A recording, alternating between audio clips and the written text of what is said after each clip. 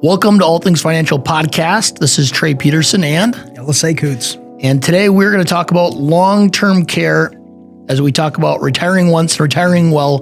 Join us for today's episode on everything you need to know to prepare for your long-term care situation.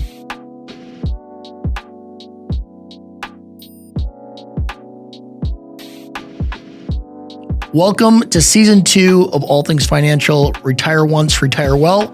Today we have an exciting topic, developing... Maybe the most exciting topic. Man, well, it's an important one. How do you prepare for long-term care? We're going to talk about setting up a financial plan for long-term care. We're going to talk about different types of long-term care coverage, whether it's self-insured, a traditional plan, or maybe through an insurance product. We're going to be talking about reviewing your Medicare and health insurance. We're going to be touching on how you're going to pay for your care.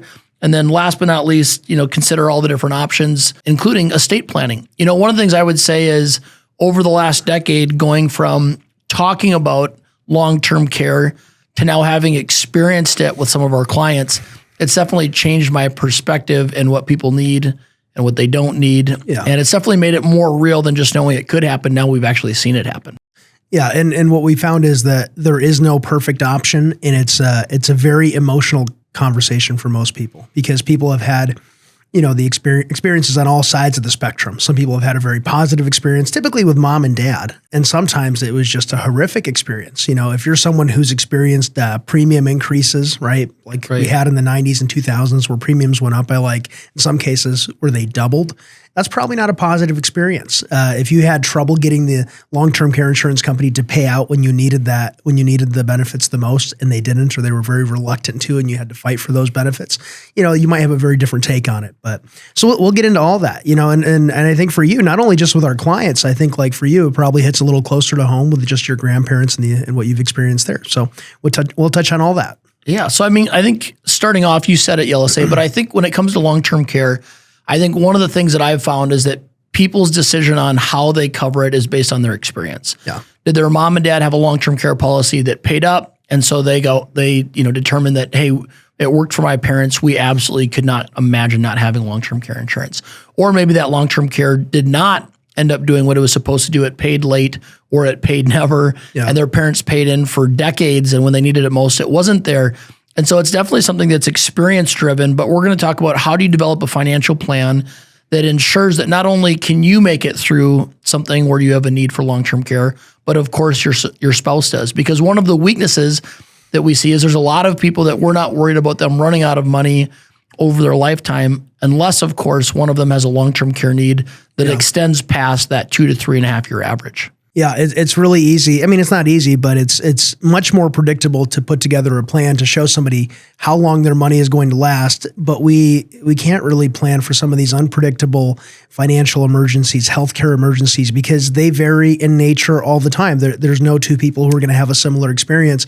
I mean, we have a hard enough time just as financial planners predicting inflation, predicting rates of return and performance and things like that. And then when you throw in something like this, that's where it really starts to get unpredictable. And that's why you see that their outlook is it's never enough, right? It doesn't matter how much I have in retirement because, what if something like that happens? What if worst case scenario ends up being my experience? And that's where, we've seen even very large estates get decimated by long-term care related expenses. The key thing is to make sure that you have a plan. Right. There's so many people that we talk to that they're in their mid 60s, their late 60s, or maybe even in their 50s still, and they haven't set up an estate plan. They don't have a guideline of here's what we're going to do in case something happens to one of us and we have a long-term care need. So the first thing that we would just say is create a plan and then work with your advisor to stick to that plan. And one of the things we found is that if you create a plan and you stick to it, there's a lot of peace in that instead of waiting until the situation comes and now there isn't a plan. Right. And so as we dive in, I think the other big pieces that we'll talk about, of course, is when it comes to long-term care, depending upon your risk tolerance, are you taking on all the risk yourself? Are you leaning on an insurance company? Or do you have a product that it's an investment or long-term care hybrid? And we're going to talk about all three of those situations today. Yeah. Well, I guess let's start with some of the stats, right? So 70% of people are going to need some type of long-term care. I'm so glad that's not us. Yeah. I mean, because when we talk with people about long-term care, it's always everybody else. Exactly. Well, we teach classes on a variety of topics. And I remember one time, I don't think the class was on long-term care. I think it was on estate planning. And we had everyone do a show of hands, and we said, hey, who here in the room thinks that they're going to need long-term care? And we saw like a couple of hands go up. And then we asked, like, who here in the room thinks that somebody next to them might need long-term care? Everybody's hand goes up, And it's one of those things where you never think it's going to be you. Right. But, the sad reality, 70% will need some form of long-term care. And I think that, when you hear a stat like that, your mind immediately races to like worst case scenario, memory care facility, nursing home.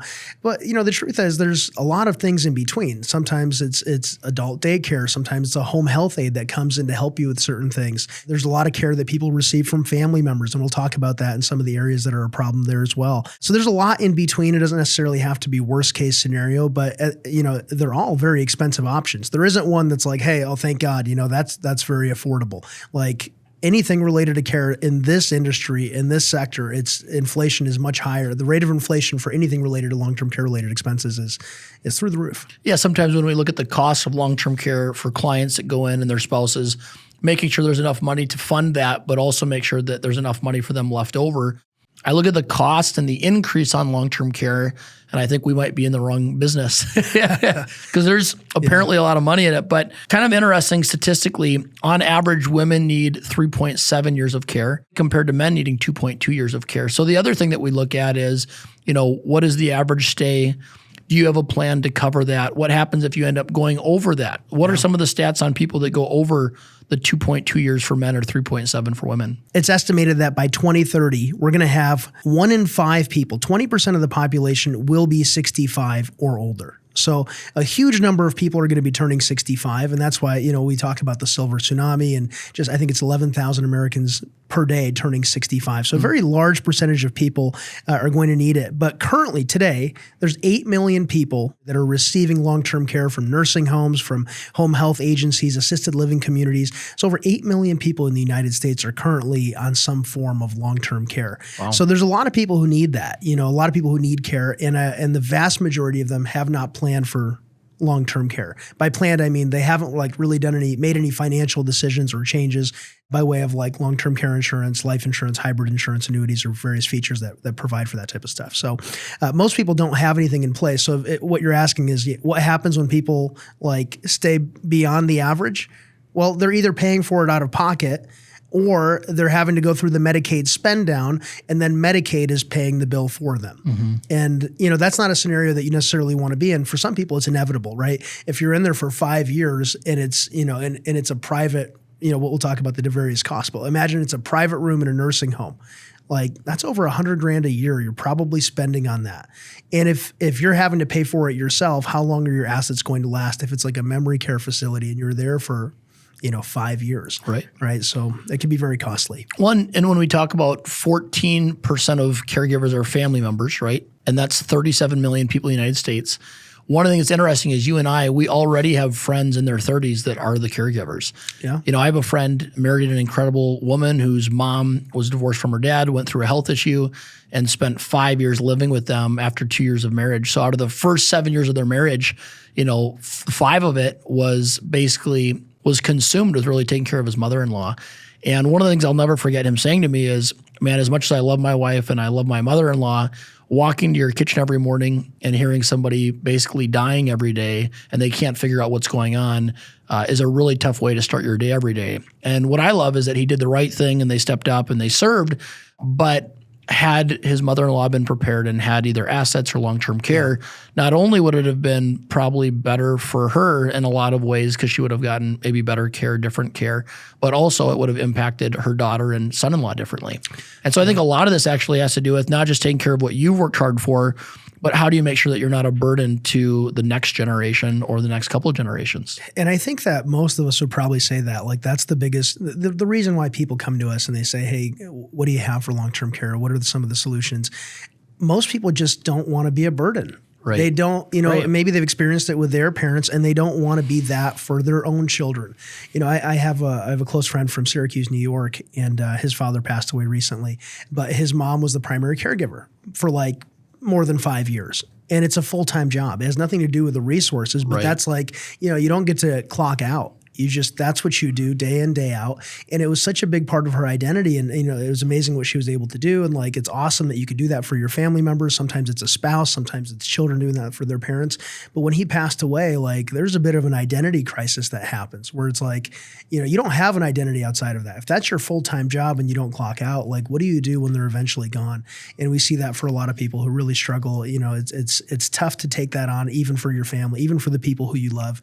And like, there's something to be said for quality of life for yourself and also your other family members that also suffer because of that. Well, we also see, if you think about it as a married couple, you both draw an income, you're both working hard, you're covering the costs of kids, you're maybe trying to help with schooling, you're trying to pay your house off before retirement. And then one of you ends up with health problems. And now not only is there the cost of not having a second income stream, but there's the additional cost of their health insurance, the appointments, the things that are not covered. And so I think one of the things that's shocking to people is not only do you stop a paycheck, but now you're using maybe a good percentage of the only paycheck to cover that person's healthcare costs. Right. And instead of being able to retire early or retire on time and have financial peace, the healthy person, a lot of times statistically, I don't have all the stats on this, but a lot of times they actually burn out and pass away first. And now not only does one person end up in a bad situation, but they both do. As far as, when people typically seek care, we don't have to spend a lot of time on this, but there's something called activities of daily living. There's 6 of them. And, there typically has to be a triggering event for either a life insurance policy or a long-term care policy to pay out. And usually it's based on 2 ADLs. Mm-hmm. Not always. ADLs, activities of daily living. Basically, if you're unable to complete 2 of 6 activities, that typically qualifies as a triggering event.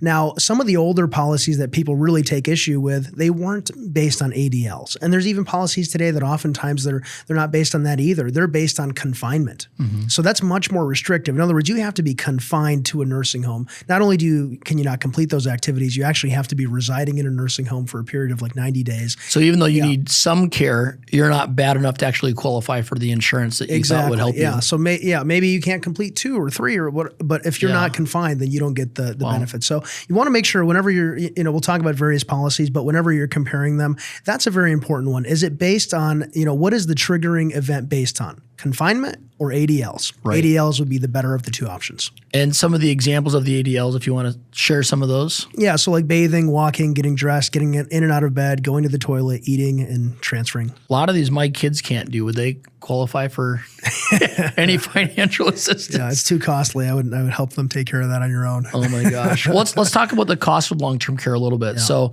looking at some of the stats in 2024, kind of interesting. So 1 out of 5 Americans turning 65 is going to face more than $200,000 in healthcare costs. That's unrelated to like other healthcare costs. This is fully just related long-term care related. On average, most people are going to spend 20% will spend about $200,000. Right. So when you think of that $200,000, it's got to come from somewhere, either your own pocket, insurance, or investments. But keep in mind, it's an average. There are some people that are going to spend significantly more, or significantly more. Right. What was interesting was they also did a survey where they just asked people, like, what do you think the average cost is? And just like a lot of things, I mean, I'm a victim of this all the time. I deal with sticker shock routinely. It's one of my favorite things in life. But most people, on average, what's amazing actually is that your expectation of costs, I've found, is from the year that you were born, 1989.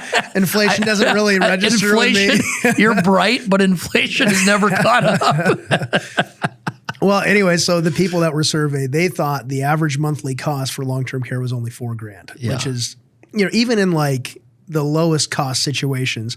And I can't remember if it was like North or South Dakota that like, if you wanted to have like the cheapest place that can offer you long-term care, it's one of those states. Yeah. Even there, it's more than $4,000 per month. What we're seeing is average cost is $13,000 to $15,000 a month. It depends where. Yeah, for sure. Different parts of the state. And easily more than that, depending on the type of care that you need. Yeah. And I actually, unfortunately, had the privilege of reviewing a contract for a client recently. And it's amazing. Like, do you want better sheets? Well, you have to pay more for that. Would you like to have a television? Well, you have to pay more for that. And your family members can't simply bring you a television. You just have to pay more monthly for that additional feature. Like they're nickel and diming you. And I'm not saying that's every one of them. Slippers? Yeah. or non-slippers. Right. Like it's Toilet or outdoor. It's amazing. And I don't know what type of regulation exists or if it's just an industry-wide thing where this is just how they function and this is how they make their money. Well, let's break down some of the costs. So for those that are listening and they're wondering, what are average long-term care costs? What's the average stay? Let's hit some of those numbers again, just to give some clear numbers to people. Yeah. So right now, on average, and this is based off 2024, if you need like a home health aide, that's going to cost you about $77,000 per year. Adult daycare, about $26,000 per year. Assisted living communities, facilities, about $70,000 per year. And then this one's a little bit interesting. So a nursing home, this is what most of us think about when we think about long-term care. If you want a semi-private room, that's about $111,000 currently, compared to $127,000 for a fully private nursing home room. And one thing that people don't realize is that's for folks who have the option and they're choosing, right? This is someone who has a long-term care plan or maybe they're paying out of pocket. These options don't necessarily exist if you're relying on Medicaid to pay for your care. Right. Like if you're turning to Medicaid and you're saying, hey, I'm impoverished, I've spent through my assets, I now need the government's assistance to help pay for this, you're getting a semi-private room. You're not getting a private room. And by the way, if both you and your spouse need care, there's no guarantee you'll be in the same facility. Right. We experience this. I think too, one of the things, not only have we seen long-term care needs in our clients, but with family. I think of my dad's dad. A lot of people know one of my heroes is my grandpa, Pete. And he's one of my heroes, not because he was a successful business leader, but his dream was to be a successful hair barber. He was a hair barber for over 60 years in Owatonna, Minnesota, and he raised 4 sons. My grandma was a homemaker, and they were financially independent, well into their 80s and beyond. And so when I think about long-term care, I think about the fact that, here 2 years ago, he ended up needing to go to a facility because he has dementia, and he's a good man. And before knowing somebody that had dementia, I just thought dementia made you someone else and your memories were gone. I didn't know that they were in and out. They can be themselves, and within a few moments they can be gone, and not just the worst of them, but even somebody else. And then back to themselves, knowing that they're in a home, even though they want to be in their home with their spouse. He would rather be with my grandma. They've been married 60 plus years. And she goes to see him every other day, And she cared for him for a long time before they made that decision. Probably cared for him for 2-3 years longer than she should have. Yeah. Because they're difficult decisions, And so I think one of the things that you need to have as a part of your financial plan is what happens if one of you does have a need for long-term care. Are you self-insured? Is it through insurance? And again, we're going to break these down. But even if you're scared to talk about it, it's better to create a plan than to wait until you get there. And I think that's significant. And that's one of the main points that we want to make is make sure that you're sitting down with somebody that has your best interest in mind. One of the things I say to our clients often is if you're considering a plan for long-term care, if this is something that keeps you awake at night, make sure that you're not just sitting down with a long-term care agent, because if you ask a long-term care insurance agent if you need long-term care, the answer is probably what? Yes. It's like driving to Toyota and asking a new car salesman, hey, do you think I need a new car, or is the one I'm driving okay? Well, he's probably going to recommend a new car. So what I would say is make sure that when you're visiting the long-term care, different types of plans, make sure that your advisor is overseeing some of that and giving you feedback on, hey, here are some of the things we've seen. Here are companies that we've had good experiences with. Here are companies that have not followed through, because it's really important that when you make this decision that, you've spent decades saving this money, growing these assets. How do you make sure that if you do buy a traditional plan or you do invest in an insurance product like an annuity, that money is going to be there when you need it? But if you don't end up needing long-term care, that your family gets that money back so that you're not necessarily giving it up in some of the different options that we have available. What would you say to someone who says, well, you know what, my son or my daughter-in-law, they're going to take care of me, come from a very traditional background. That's my plan for long-term care. Yeah, I would say that we've seen both, right? So we've seen where a family member, a son or a daughter, steps up and they take great care of their mom, their dad, their father-in-law, or their mother-in-law. We've also seen where they step in and they make decisions that are for their benefit. Yeah. We talk about a client of ours where basically his son stepped in, and we found out that son has had some questionable decisions they've made in the past, and it looks like they're on the right path. Yeah. But as they've taken over power of attorney, they're making financial decisions. Sometimes it looks like it's for them and their future, not necessarily for his father. Yeah, and I would say that the son's lifestyle has improved dramatically. Yeah, lifestyle's Unfortunately, improved. Their expenses seem to now be covered by the client's assets. And so one of the things we would say, though, is that even if you feel like you have a son or a daughter, or a family member that's going to put you first, set things up in a way that, that there is somebody that that stewards money well to ensure that you're protected. And really, even if you love that son or daughter, I mean, we all have, if you've got adult grown kids, we see it often. If they have 2, 3, 4 kids, there are some that are more financially responsible than others. Yeah. And do you have something in place to make sure that those assets are preserved for your care and for them when you're gone? And so I'd say one of the difficult things that we've seen is where somebody is put into a position to make big decisions, and that person has not lived a life that's proven that they are a steward of their own money. Yeah. So how are they going to well steward your money? And just to piggyback off that, like, it doesn't matter what your age is. Like, don't wait to have your healthcare directives in place. Right. Right. Don't wait for the powers of attorney. And unfortunately, we've also been doing this long enough where in some cases people really don't have that somebody. Like, some of these people are lonely in retirement, and their one son or one daughter sometimes isn't the best option, but that's the only option they have.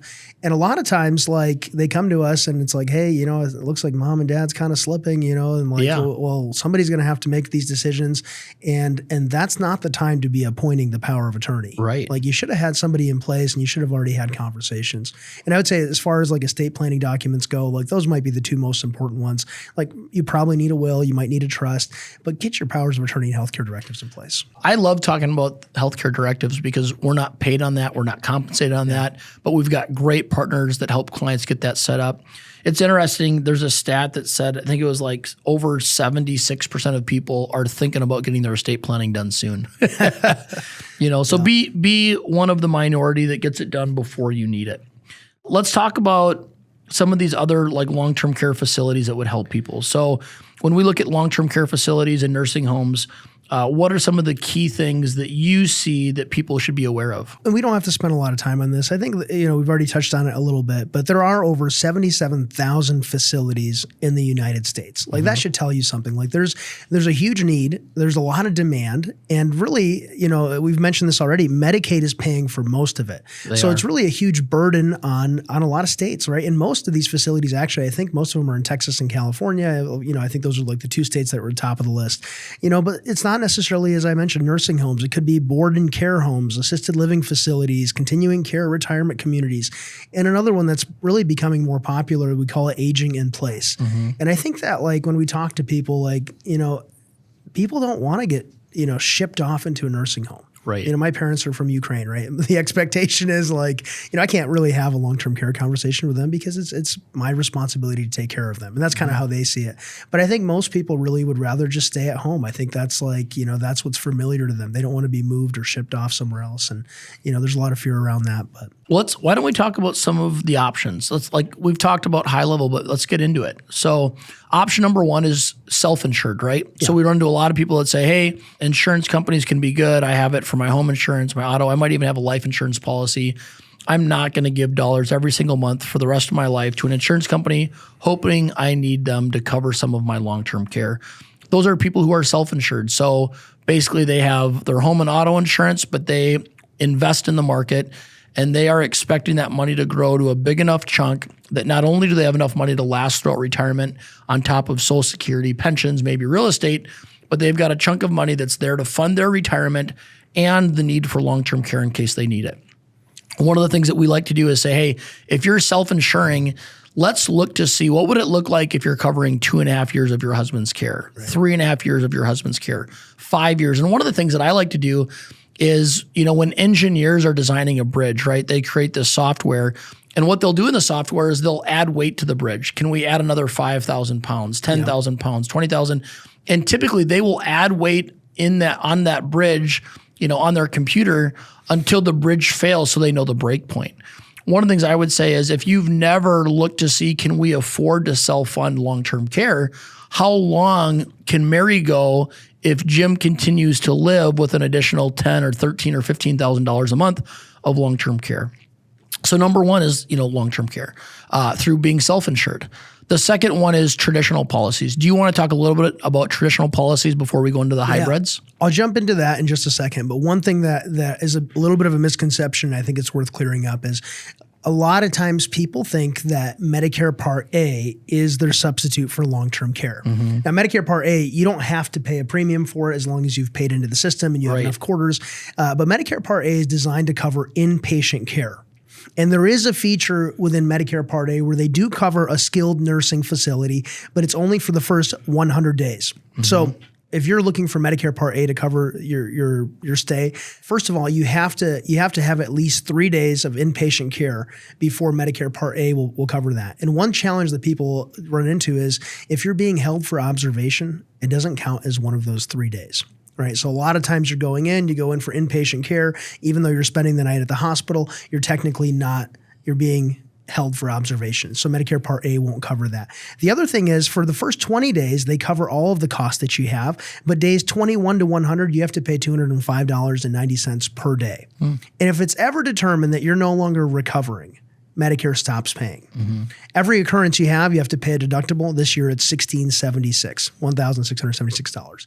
But it's not a substitute for long-term care. It's designed to help people like who have an incident and they're looking to recover, and it's only for the first 100 days. So like if you actually need long-term care, which is probably going to go beyond 100 days, like Medicare Part A is not how you get that covered. So anyway, that's all I'll say on that. But traditional long-term care. Traditional long-term care has kind of like a checkered history, right? So like when they first came out with long-term care, I can't remember if it was like in the 70s or what, like they totally miscalculated how it would be used. It turns out like nobody surrenders their policies. Everybody keeps their policies. The retention rate's like in the mid 90s, 90 some percent, which kind of turned into a problem, right? They didn't price for it. They didn't price for it. So whoever, the actuaries were, they didn't do a good job. And it turned out that a lot of long-term care companies, like they've exited the industry. They're no longer doing it. Whereas before there used to be like many companies, and now it's like less than 20, I think, that truly offer traditional long-term care. And if you had one of those policies, like these are the ones that people typically talk about where they're like, hey, my premiums went through the roof. I keep getting a letter every single year saying that the insurance company has reached out to the Department of Commerce and they've determined that they're going to be insolvent if they pay out all these claims. So they have to raise the premiums to keep up with it. Increase premiums or decrease your coverage, right? Right. Typically you have that choice. Yeah. But there are some positive things. And I would say that talking to our long-term care agent, a lot of the traditional plans have gotten much better. Obviously, their pricing has gotten much better.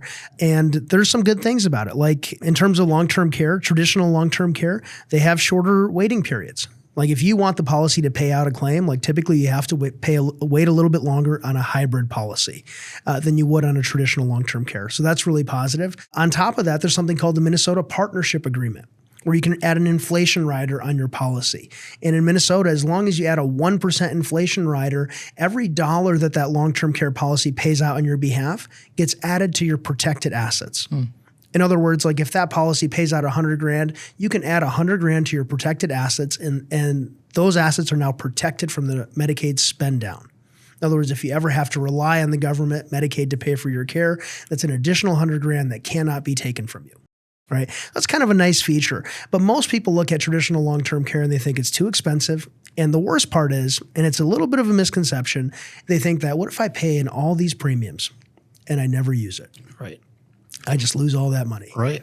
And, there's something to be said for that. Nobody wants to experience that. But I would say that's a positive thing in most circumstances. Yeah. Well, and I think too, it's kind of like your auto insurance, right? Like you hope to never need coverage. Right. However, what I have noticed insurance. is, like my sister, her and her husband's home burned down. Yeah. They're thankful that they paid insurance every month to cover it, right? So if you need it, you're happy. But if you don't, it's kind of irritating. Let me ask this. If somebody is looking at traditional long-term care, we typically are meeting people in and nearing retirement because our firm is designed to help people retire once, retire well. Yeah. But if you're going to buy a traditional policy, you typically don't want to start in your 60s. The earlier, the better. Do you want to talk about that a little bit? I've done a lot of research on this, and that's how they sell it. That's how they sell hybrid policies. They basically go to somebody who's a little bit older and they're like, hey, look at this traditional policy. It's going to cost you so much. You really should have gotten this in your 50s.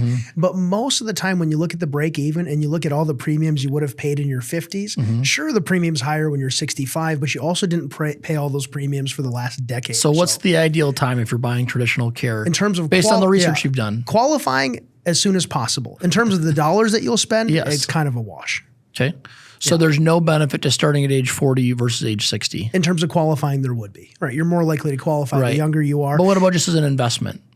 I mean, it's all about peace of mind, right? How much are you buying in terms of the payout, right? It's like any insurance policy. I'm going to ask the hard question. Yeah. You're more engineer minded, right? Like, so you're going to do the homework.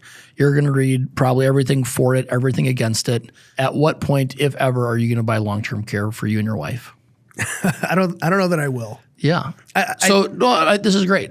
So you would say of the categories of being self-insured, having traditional or a life insurance hybrid product, your perspective is at your age, you're going to invest and make it up in the market. With one exception. Who knows what's going to be available when we're 65 years old or based whatever. on what you see today. But today, I think that the most compelling option are some of the annuity options on long-term care. And I would say that 90% of the annuity options are garbage, and I would never consider any of them. Right. But there are two companies that have like truly a long-term care annuity product, not like the kind where they just double or triple your payments, and as soon as you run through the cash value, nothing's available for you. Or sometimes they pretend they have a long-term care feature, but it's just like a terminal illness waiver or something like that, where you can avoid the penalties if you're terminally ill. Not anything like that. But there are some annuity options that I would consider. We could talk about them now or a little bit later. Let's talk about, because what we like about some of those annuity options is that if you need it, the coverage is there. If you don't get it, your spouse or your kids have what's called a return on premium clause where you actually get that money back. Well, so the hybrid policies have something similar, but I would argue that it's garbage. It's not necessarily garbage. It just doesn't work the way that they pitch it. On the hybrid policies, they basically tell you, hey, you get all three. You get a long-term care policy, right? You get a life insurance benefit, and you get a return on premium. On the investments. You're only going to get one of those in reality. Yeah. You're just going to get one at the end of the day. Yeah. But what you're doing is you're paying a lot more for the life insurance than you would be otherwise. Yeah. You're paying a lot more for that. And what most people don't realize is traditional long-term care insurance also has a return on premium option that many policies make available. People don't choose it. It's too costly. Yeah. But when you compare the cost, it's about what you would pay for a hybrid policy that has that feature built in. Let's talk about a product specifically that we would use. Okay, so there is a company, let's call it Company A. Yeah. And when the Pension Protection Act came out, this is really when this product became very popular. In other words, you could use your after-tax dollars, like think brokerage accounts, joint accounts. Non-retirement money. Non-retirement money. And you can fund something like this, right? Or it doesn't even have to be something like this. But as long as those dollars are used for long-term care-related expenses, all of the growth on the dollars that were initially used to fund that account, all of that growth is available to you tax-free. Right. So now you have not just the premiums you've paid, but also the growth. So I remember talking to a long-term care insurance agent, like that's his job, right? He sells traditional and hybrid policies. He believes in them. He stands by them. Great options for a lot of people. And he very begrudgingly told me, he's like, I hate to say this, I think that this account might be like the best bang for your buck, dollar for dollar, the best leverage of your resources that you can have, apart from like somebody who ends up with a traditional long-term care insurance policy and they end up really having to use it.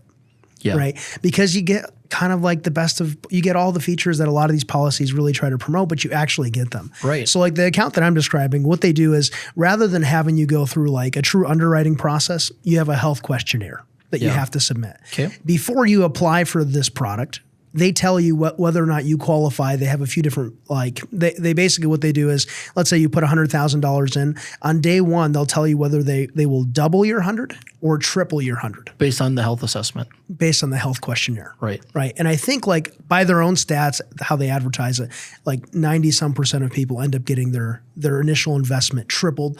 And on top of that, that's if you were if you put the premiums in and you needed the care immediately.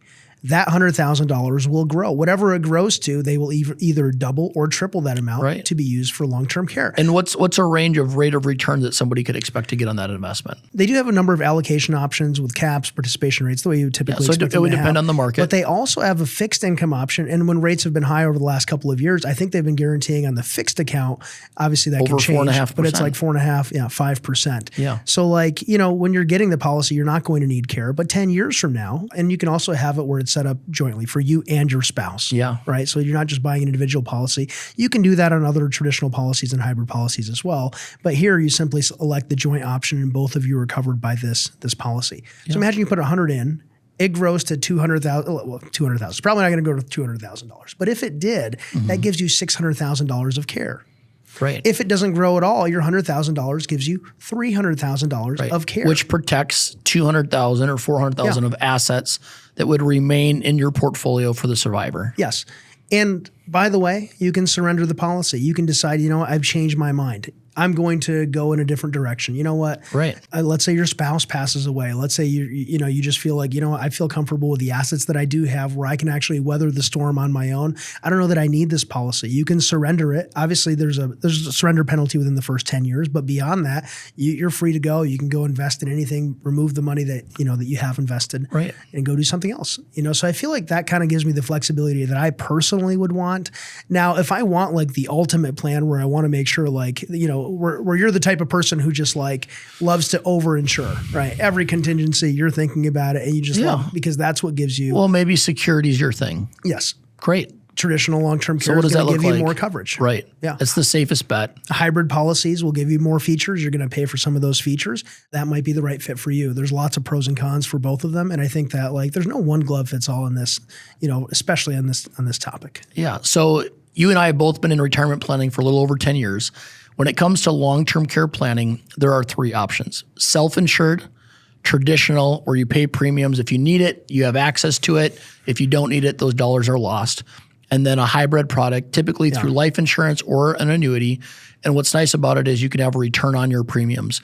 We can't recommend over a podcast what every person should do because it's different for each person depending upon your risk tolerance, depending upon your assets, your expenses, your income. Yep. What we can say is you should sit down with a team of fiduciary financial planners like us at All Things Financial, where someone helps you think about it from every aspect, from the survivor's aspect, from your aspect, and make sure that you're aware of the three options, that you've weighed the pros and the cons, so that when you think about long-term care, that you do sleep at night knowing that you have a plan, you're sticking to the plan. As time changes, as the market changes, as your expenses change, you know that if that thing were to happen, that you're going to be okay, the survivor's going to be okay, and you're still going to leave assets to those that you care most about. Anything that you want to add on revisiting the long-term care as we close today? Yeah, I would just say to summarize, the things that are important to look at is number one, of course, the premium, the cost of the premium. You have to be able to afford it. It has to fit within your financial plan. Right. Number two, beyond the cost, what are you looking for? Do you need the flexibility that some of these other options provide? Or do you just simply want to have that peace of mind? Do you want to have the ultimate coverage, or are you comfortable? Or would you rather have flexibility and features like a death benefit, like a return of premium rider, inflation rider, things like that? Do those things matter to you? I would say that that's probably the primary thing. And then, don't forget about the waiting period, right? These policies have different waiting periods. That's important. And don't forget about how do you have access to that? Is it based on confinement? Is it based on ADLs? Are they reimbursing your expenses every single time you have them? Or does the policy simply pay out because you have a long-term care event and now this is what my payout is every single month, right? So these are important questions to ask. And I think that we have somebody on our team that helps to answer those questions, but there's lots of good resources out there. We're happy to help determine what the best plan is for you, especially in light of your retirement savings, in light of your goals and objectives for you and your spouse. And a lot of times people think that, hey, I'm 65 years old. It's too late to start looking at these options, or I'm 70 years old. I would say that, we've had a lot of success helping people even in I would say maybe a little bit later in the later stage when it comes to this topic. It's not too late. There's other options. There's lots of alternatives. And because there's just so much demand, there's going to be companies that probably have a solution that probably meets many of your objectives. Yeah. So to conclude, if you are in and nearing retirement and you're considering, hey, I do not have a plan for long-term care, or I want to revisit the plan I've already created, they can reach out to us at atfwealth.com. Yeah. And then we can set up an appointment to help them discover and analyze their current situation. Thank you for joining us on this episode of All Things Financial, where we help you retire once and retire well. And today the focus was, how do you create a plan for long-term care in your financial plan? Thank you for joining us. Advisory services are offered through CG Advisory Services, LLC, a registered investment advisor, and through Guardian Wealth Strategies, LLC, a registered investment advisor. CG Advisory Services, LLC, and Guardian Wealth Strategies, LLC, are separate and unaffiliated entities. The topics discussed on this podcast are for educational purposes only and are not intended to be investment advice or recommendations. Listeners should consult with their own financial professionals before making any investment decisions.